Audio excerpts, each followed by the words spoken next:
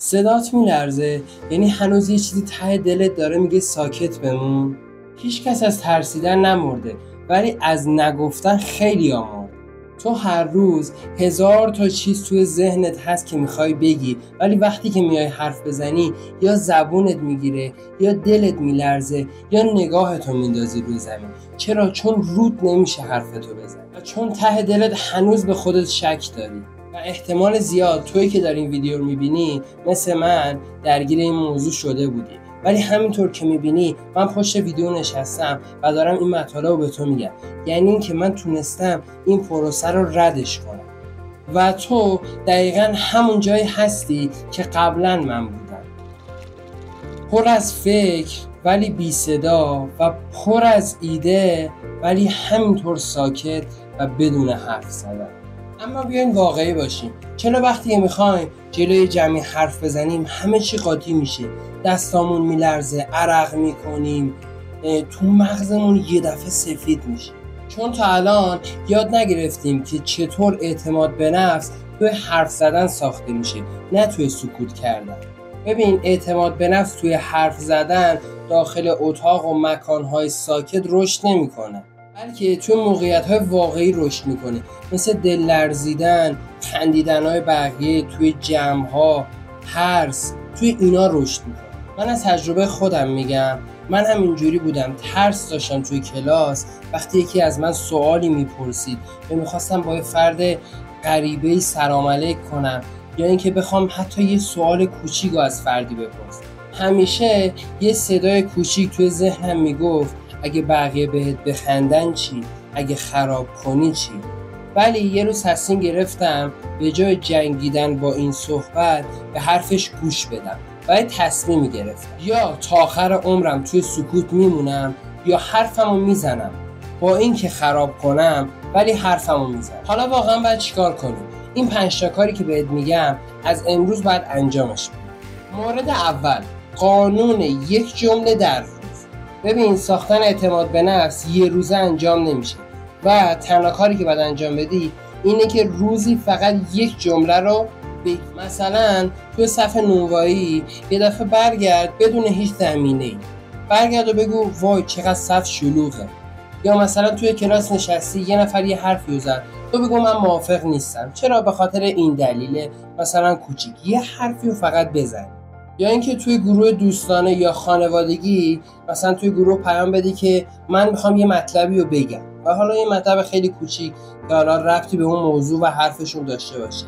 یعنی اینکه فقط تو یک حرفی رو در روز بزنی.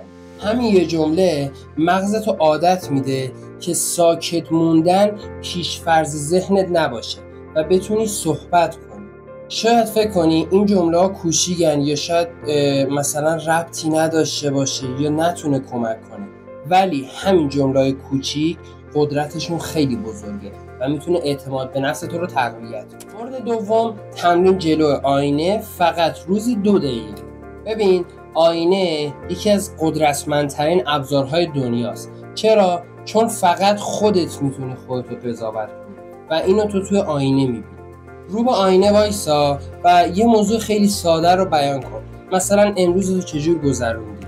به خودت بگو امروز هم مثلا اینجوری گذروندم.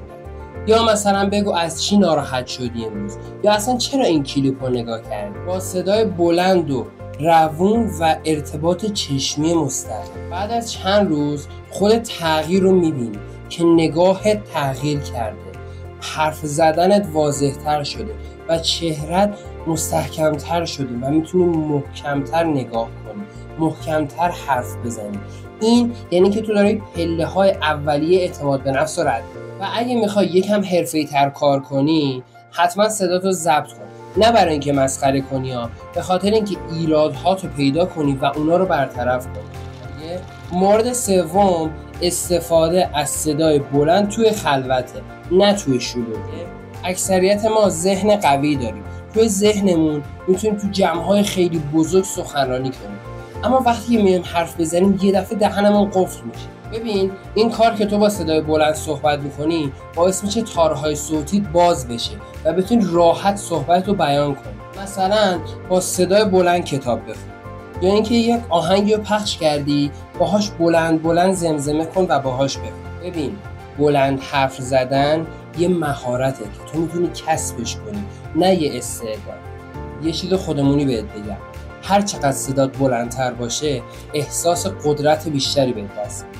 مورد چهارم، خودتو بنداز تو دل موقعیت‌های ناراحت کننده.